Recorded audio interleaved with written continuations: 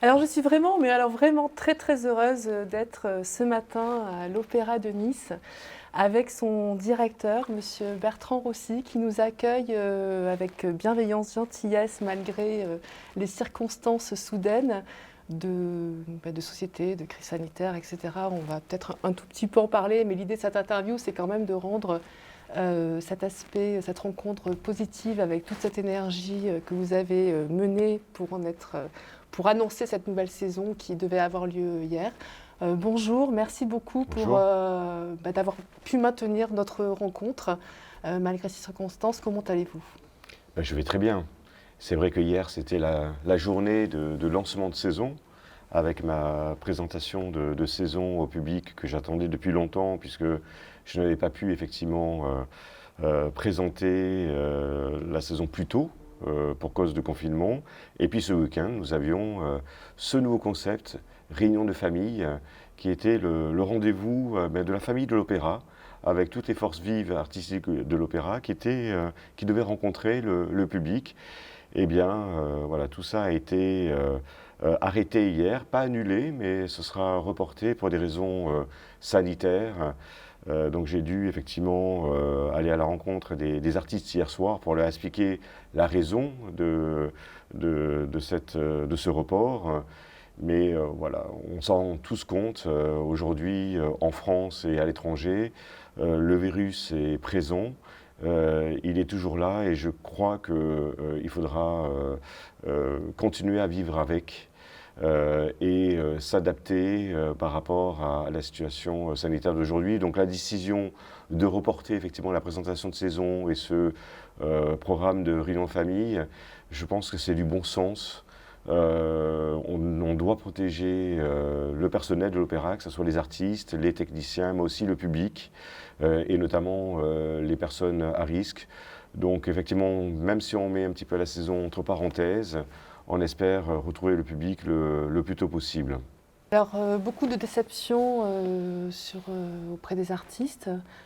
Comment vous avez pu les réconforter? Est-ce que c'est possible aussi de réconforter un artiste qui apprend que ses concerts sont reportés alors qu'il y avait tellement cet engouement de reprendre et de remonter sur la scène et de partager leur art auprès du public? Comment vous avez su trouver les mots? Ouais, c'est vrai que hier soir, c'était la pré-générale. Donc nous avions 37 artistes des chœurs, 60 musiciens et 26 danseurs. Et la technique, donc il y avait beaucoup de monde. Nous étions prêts à faire ces pré-générales. J'avais demandé à tout le monde de se maquiller, de se mettre en costume, parce que nous devions faire un teaser pour annoncer le spectacle au public. Et c'est vrai que tout le monde était quasiment au courant, parce que l'annonce avait été faite en fin d'après-midi, mais j'avais vraiment tenu à rassembler tout le monde. Et ne pas simplement envoyer un simple mail ou appeler les régisseurs pour leur dire de ne pas venir. Je voulais vraiment qu'il y ait ce moment de communion et de partage et pouvoir échanger avec les artistes. Et je voulais dire que la réaction des artistes maison, une fois de plus, a été formidable.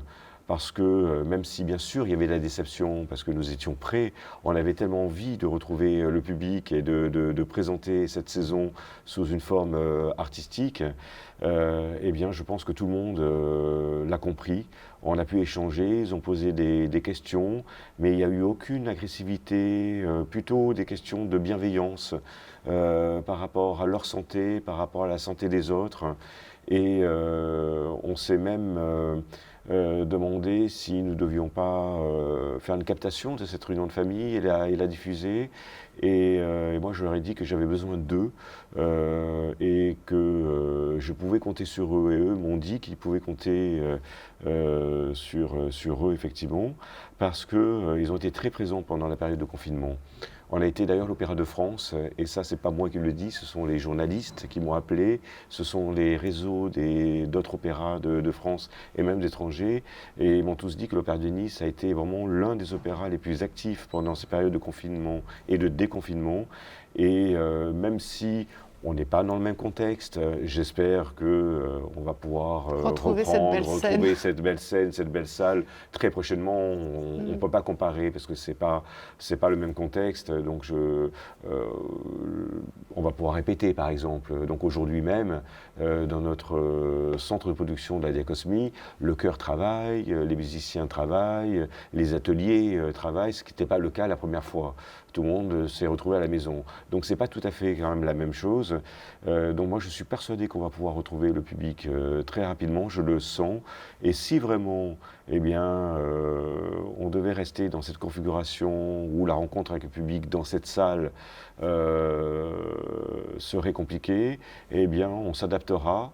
On va se réinventer avec d'autres moyens, et notamment le moyen numérique ou d'autres moyens. Enfin, j'ai déjà des idées, et les artistes même hier soir m'ont proposé également des idées, spontanément comme ça, et c'est ça qui prouve, je peux m'appuyer sur eux, et ça c'est formidable.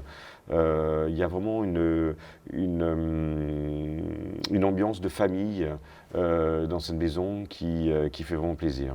C'est un petit peu un avant-goût de ce que vous avez présenté aussi cet été avec toute cette extériorisation, pardon pour l'addiction, de cet opéra. Vous avez été hors les murs de cette belle maison d'opéra, vous avez fait des coups de canon devant la maison d'opéra, vous êtes allé vers le public. C'est aussi un avant-goût de la saison que vous aviez préparé aussi? Oui, alors préparer, oui et non. Mais ce que vous dites, c'est très juste. Moi, dans mon projet de candidature, j'avais justement la volonté d'aller hors les murs et de jouer hors les murs, d'aller à la rencontre des Niçoises, des Niçois, des touristes. Donc ça, c'était vraiment une volonté. Mais c'était un projet sur 3-4 ans, parce que je me suis dit, voilà, on n'a pas forcément l'habitude, nous artistes, eh bien de sortir de cette salle et de cette scène. Et j'avais vraiment prévu un projet sur plusieurs années pour le mettre en place. Et là, finalement, cette contrainte m'a apporté beaucoup, puisque ce que je devais faire sur 3-4 ans, je peux le faire en un mois, tout de suite. Grâce à mon été à Nice, qui était l'initiative du maire de Nice, Christian Estrosi, justement de proposer une programmation dans la ville durant tout l'été, j'ai pu prendre contact avec les danseurs, avec les musiciens, les chanteurs, et spontanément tout le monde a bien sûr non seulement accepté, et il y avait une telle volonté d'aller à la rencontre du public que lorsque j'aurais proposé des choses un peu folles, effectivement, vous l'avez cité, le coup de canon de midi, c'est-à-dire tous les jours à midi, au moment du coup de canon, qui est une tradition niçoise, de faire une demi-heure de musique, de proposer une demi-heure de musique aux Niçoises et Niçois, rue Saint-François-de-Paul, ou faire des flash mobs sur les différents marchés de la ville, ou jouer, faire un pique-nique dans les jardins du musée Cimier. C'est pas évident quand on propose ça à des chanteurs qui ont un certain confort et dans un cadre bien spécifique. Tout le monde a répondu présent, et ils ont eu raison, je crois, parce que le public était également présent, et on a eu vraiment un partage avec le public que nous n'aurions pas eu si nous étions restés dans cette salle, dans un cadre classique et de ce format classique. Alors est-ce que là, on peut parler de la prochaine saison? Est-ce que vous savez? Est-ce que vous préférez rester un petit peu prudent, peut-être? Non, je crois qu'il faut... Mais est-ce qu'il faut quand même peut-être dire comment... ce que vous avez imaginé de faire pour les mois prochains, enfin les semaines, les mois prochains? Alors pour l'instant, de toute façon, il n'y a pas de remise en cause à l'heure où nous parlons effectivement de la saison. Voilà, absolument. La saison, elle est déjà prévue depuis de longs mois. J'ai eu plusieurs versions pendant la période du confinement, pendant la version des déconfinements. J'ai eu une version A allant jusqu'à M ou N, tellement que les choses évoluaient tellement vite et l'actualité évoluait énormément. Je me suis arrêté sur un cadre bien précis qui prévoit déjà, de toute façon, le protocole sanitaire qui est imposé aujourd'hui, c'est-à-dire les gestes barrières entre les groupes de spectateurs, mais également entre les musiciens, les artistes des chœurs, les chanteurs. Donc la saison qui doit débuter a déjà prévu ces contraintes-là. Donc elle va démarrer tout à fait normalement dès que nous pourrons démarrer, effectivement, mais avec déjà cette contrainte qui est absorbée et qui est effectivement confirmée dans la programmation. Donc effectivement, on peut en parler. Alors quel était l'esprit alors de cette programmation? Parce que je crois qu'elle est quand même assez révolutionnaire, assez ouverte. Oui. On a l'impression que vous avez vraiment envie de partager cet opéra aussi. Alors, oui, révolutionnaire, je ne sais pas si on peut dire révolutionnaire, mais en tout cas, il y a une évolution en tous les cas, parce que moi, je me suis posé la question. Révolutionnaire, révolution, on l'entend. Une évolution, effectivement. Mais je sais, c'est presque, il manque le R, c'est tout, c'est ça. Mais c'est vrai que je pense qu'aujourd'hui, il faut se poser la question de ce que doit être l'opéra du XXe siècle.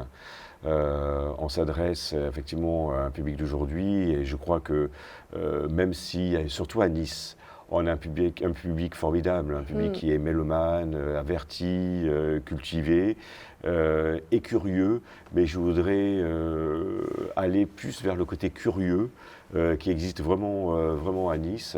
Et avant de faire cette programmation, je me suis vraiment posé la question de ce qu'était le public niçois. Ça, je crois qu'il faut commencer par là, parce qu'on ne fait pas la même programmation quand on est à Strasbourg, ou quand on est à Lyon, ou quand on est même à Marseille. Ce n'est pas tout à fait le même public. Quand je dis ça, c'est que je ne suis pas en train de dire qu'il faut faire une programmation de la demande de l'offre. Je crois que ce n'est pas au public, sous forme de quiz, de décider ce qu'il veut voir.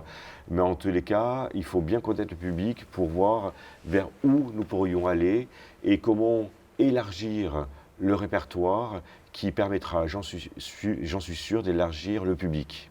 Et ça doit être la mission effectivement de chaque directeur aujourd'hui.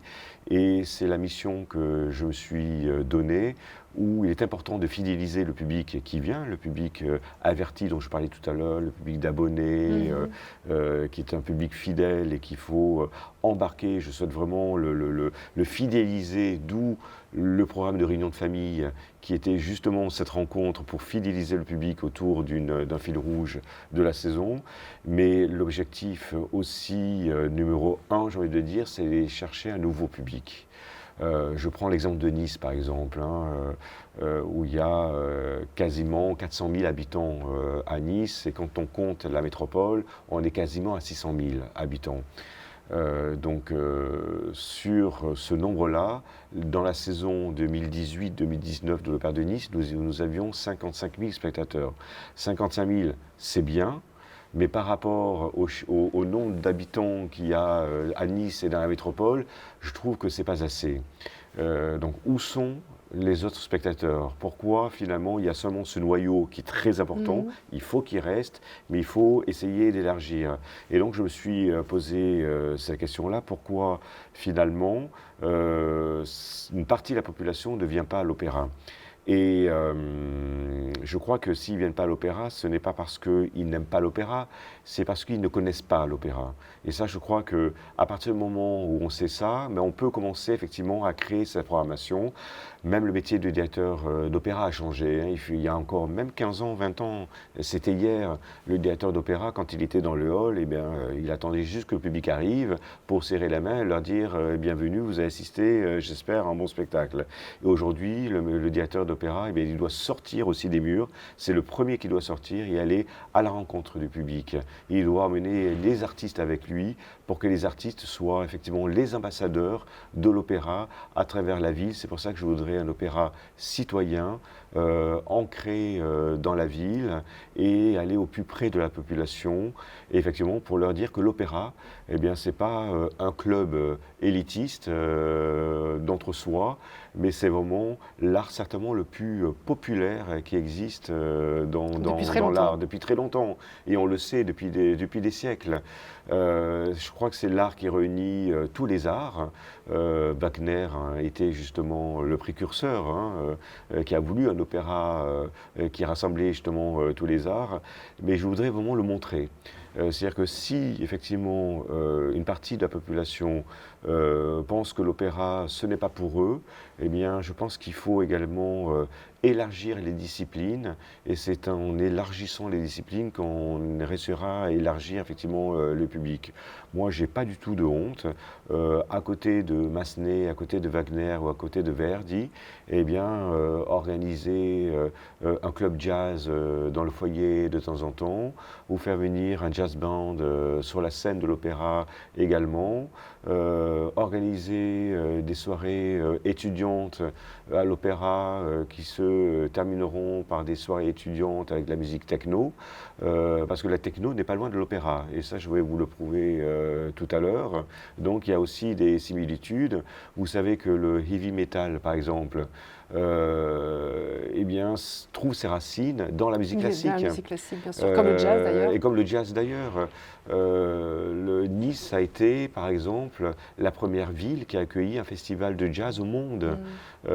Donc c'est important de retrouver, c'est pas une révolution, c'est justement retrouver les racines de l'opéra et de l'art total, et de toutes ces formes d'art qui ont puisé finalement leurs racines effectivement dans la musique classique, dans l'opéra.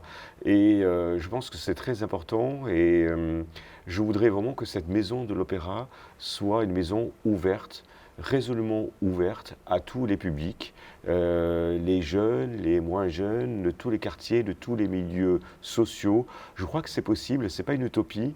Il faut juste avoir le courage eh bien, d'affirmer effectivement l'évolution de l'opéra, sans choquer bien sûr le public traditionnel, parce qu'on continuera bien entendu à côté de ça de Il faut présenter. Garder aussi peut-être ce noyau. Bien sûr, le noyau, c'est formidable. Moi, je suis issu de l'opéra, j'ai toujours fait de l'opéra toute ma vie. Donc j'aime la musique, j'aime l'opéra, j'aime le public d'opéra, et j'aime les gens qui travaillent à l'opéra. Et je voudrais défendre cet art auprès du plus grand nombre. Mais je pense qu'il ne suffit pas seulement de mettre une belle affiche sur le parvis de théâtre pour dire venez. Aujourd'hui, les gens vont venir. C'est pas comme ça qu'il faudra procéder. Donc c'est effectivement grâce aux nouveautés que je mets en place l'année prochaine, avec, alors j'ai parlé déjà des clubs jazz, mais les soirées étudiantes par exemple sont importantes, parce que c'est la première fois que je passe un partenariat avec l'Université Côte d'Azur. Quand je suis arrivé, j'ai vu les chiffres du nombre d'étudiants, et je me suis rendu compte que les étudiants venaient très peu, en tout cas pas assez. Et pourtant on leur propose un tarif préférentiel de 5 €. Mais ils ne sont pas au courant. Et même si c'est 5 €, si c'est pour les mettre tout là-haut au paradis, debout, où ils ne voient rien, les étudiants ils viennent une fois, mais ils ne viendront pas deux fois. Donc je voudrais que dès la saison prochaine, lorsqu'un étudiant achètera une place pour 5 €, eh bien, il sera placé à des places qui permettront à l'étudiant de voir le spectacle et d'apprécier le spectacle dans de bonnes conditions. Donc ça, c'est déjà une nouveauté. Ce n'était pas le cas jusqu'à présent. Et puis ce partenariat aussi permettra de, comme je vous l'ai dit, de faire des soirées où les étudiants viendront ensemble. Parce que je me suis rendu à l'université il n'y a pas longtemps, là, il y a 2 semaines, j'ai parlé avec un des responsables de l'Université Côte d'Azur, et il y avait également des étudiants qui étaient là avec moi, et les étudiants m'ont dit, mais le problème c'est qu'on n'ose pas venir tout seul. C'est pas le problème des prix des places, parce que le prix des places à l'opéra n'est pas un problème. Ça ne sait pas suffisamment, parce que de toute façon le prix des places ne dépasse pas pour les premières séries 90 €. Alors que quand ils vont voir un concert à Nicaïa, par exemple, ou à l'Alliance Riviera ou à Monaco, à moins de 150 € pour du showbiz, on ne trouve pas. Donc ce n'est pas le problème des places. Moi, ici, c'est 5 €. Ce n'est pas 90, ce n'est pas 150 pour les étudiants, c'est 5. Donc ce n'est pas le problème du prix des places. C'est le problème, c'est qu'ils n'ont pas envie de venir seuls ou à deux dans un environnement qu'ils ne connaissent pas. C'est pour ça que dans un premier temps, en tous les cas, je vais proposer des soirées vraiment étudiantes ou des représentations spécifiques pour eux, où ils pourront venir tous ensemble. Assister à un concert, assister à un ballet ou à un opéra. Et à la fin, moi je propose qu'on se retrouve soit sur la scène, soit dans le foyer, pour une soirée soit techno, ou une soirée où on peut partager ce moment qu'ils ont vécu autour d'un verre, pour qu'on puisse éventuellement adapter l'offre la prochaine fois et mieux préciser ce qu'ils ont aimé et ce que nous pourrions faire la prochaine fois ensemble. Voilà, ça c'est par exemple ce que l'on va faire pour les étudiants. Alors justement, ces volontés-là que vous avez envie d'ouvrir la musique au sein même de l'opéra, vous disiez que vous êtes un passionné de l'opéra, vous avez grandi avec l'opéra, mais vous avez d'autres résonances aussi passionnantes d'autres univers musicaux pour donner envie, parce qu'il faut faut connaître, il faut avoir envie, il faut être passionné pour pouvoir proposer, sinon c'est pas crédible, ça marche pas, ça fonctionne pas, quoi. Oui. Alors, c'est vrai que moi je suis quelqu'un de très curieux à la base. Hein. Bienvenue.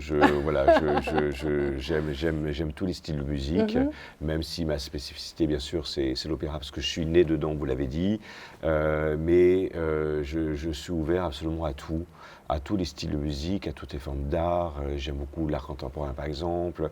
Ma passion c'est de me balader dans les musées. Donc là aussi il y a des liens à faire également avec les musées, mais j'aime aussi la vie. C'est-à-dire que j'aime également le sport. Et pourquoi je parle du sport? Parce que je crois qu'il y a beaucoup de liens également entre la culture et le sport. J'ai insisté par exemple avec le maire de Nice, Christian Estrosi. On en a parlé ensemble d'accueillir le Tour de France ici à l'Opéra, où il y a eu la présentation des équipes qui a eu lieu ici sur la scène, où les coureurs étaient dans la salle. On a bientôt les Olympiades, des Jeux Olympiques, les Olympiades culturelles pour les Jeux Olympiques de 2024 à Paris. Voilà, j'ai proposé aussi que l'Opéra de Nice soit en première ligne, effectivement, à ce moment-là. Et je suis en discussion avec Jean-Pierre River, président de l'OGC Nice, pour essayer de passer avoir un partenariat entre l'Opéra de Nice et l'OGC Nice. Donc ça, c'est pour la partie du sport. Mais c'est vrai que j'ai plein d'envies. Je suis un passionné aussi de Cuba et notamment des cigares. Donc on va organiser... Vous révolutionnez l'opéra. On va organiser effectivement très prochainement sur la scène une soirée cubaine. Effectivement, où on va peut-être inclure un club de cigares au cours de la représentation. On pourra à la fin, dans un autre lieu, parce qu'on n'a pas le droit de fumer ici dans l'opéra, dans un autre lieu, une dégustation de cigares en lien avec le spectacle qui a eu lieu. Donc c'est vrai que j'aime les rencontres, j'aime les échanges, mais je pense que ce sont des rencontres et des échanges que naissent les plus beaux projets dans l'art en général et à l'opéra. Je pense que l'opéra est trop resté entre nous, fermé, où il y avait l'opéra et puis le reste. Hein, ça c'est un petit peu, d'ailleurs, voilà, il y a souvent eu, sans vouloir critiquer mes collègues, mais le directeur d'opéra qui en imposait, qu'on n'osait pas approcher pour dire bonjour. Qu'on n'osait pas approcher pour dire bonjour. Voilà, c'était au même titre que certaines personnes, les notables, et certaines classes, etc. Bon voilà, je crois que aujourd'hui ça a bien changé et c'est très bien comme ça. Et il n'y a que comme ça, au contact effectivement des personnes et des spectateurs et des personnes qui viennent d'autres horizons où nous pourrons effectivement plus facilement s'ouvrir. Alors pour conclure, donc votre volonté c'est vraiment d'ancrer l'Opéra de Nice dans la ville de Nice. Oui. Vous êtes aussi passionné de cette ville, vous revenez aux sources. Est-ce que vous pouvez nous raconter un peu cette histoire? Comment vous êtes revenu? Comment vous êtes parti? Comment vous êtes revenu? Et oui, c'est vrai. Moi, je parle de ça avec beaucoup d'émotion, parce que effectivement, je suis né à Nice, j'ai grandi à Nice, et mon premier contact avec, bien sûr, l'opéra, c'était ici même. C'était à l'Opéra de Nice. C'est ici où j'ai appris mon métier. C'est Pierre Médecin qui était le directeur à l'époque. Et c'est vrai que c'est Pierre qui m'a vraiment inculqué le répertoire, l'amour qu'il avait pour son répertoire germanique, notamment, alors qu'à Marseille, à Toulon, on jouait Puccini, Verdi et Rossini. Ici, on jouait tous les opéras de Wagner, tous les opéras de Richard Strauss et Wozzeck d'Alban Berg. Et c'est vrai que ça a été un tremplin formidable pour moi pour rejoindre, il y a 20 ans, l'Opéra du Rhin à Strasbourg, l'Opéra national du Rhin, où effectivement je suis resté 20 ans. C'est une région que j'ai beaucoup appréciée, avec laquelle je suis encore en contact, bien entendu, mais c'est vrai que dans mon cœur, j'avais l'Opéra de Nice, qui est toujours resté ici. Et d'ailleurs, je suis toujours venu l'été, quelques jours en hiver, revenir dans ma ville, effectivement, qui est restée vraiment ancrée en moi. Et c'est vrai que lorsque j'ai postulé, comme directeur à l'Opéra de Nice l'année dernière, eh bien, effectivement, j'ai essayé de mettre toute mon expérience et tout mon amour que j'avais pour Nice. Et c'est vrai que tous ces événements que je viens de vous expliquer ici, toutes ces connexions, c'est un projet spécifique vraiment pour Nice. Et c'est vrai que le projet que j'ai apporté au maire de Nice, Christian Estrosi, c'est un projet qui m'a apporté beaucoup, d'abord le plaisir à le préparer, mais Nice m'a toujours fait vibrer, m'a toujours animé, et c'est grâce à Nice si aujourd'hui je propose un projet aussi ambitieux, parce que c'est une ville ambitieuse aussi. Et je sais que j'aurai le soutien du maire par rapport à ce projet qui peut effectivement sortir des sentiers battus. Et c'est cette politique-là qui m'a donné en quelque sorte carte blanche pour aller très loin dans la proposition artistique de l'opéra. Moi, je me souviens très bien d'une phrase de mon fils qui avait 9 ans. C'était pratiquement un an, jour pour jour, où j'étais à Strasbourg dans mon salon, devant mon ordinateur, et j'étais en train de taper mon projet. Et j'ai mon fils de 9 ans qui regardait ce que je tapais au-dessus de mon épaule, il lit ce que j'étais en train de dire, et il me dit « Papa, est-ce que tu es sûr que tu as suffisamment bien mis l'esprit niçois dans ton projet ?» Et je vous assure que c'est exactement les mots et la phrase qu'il a employés. J'étais bien sûr très surpris par cette phrase, mais c'est exactement ce que j'essayais en tout cas de reproduire et de mettre dans le projet. Ouais.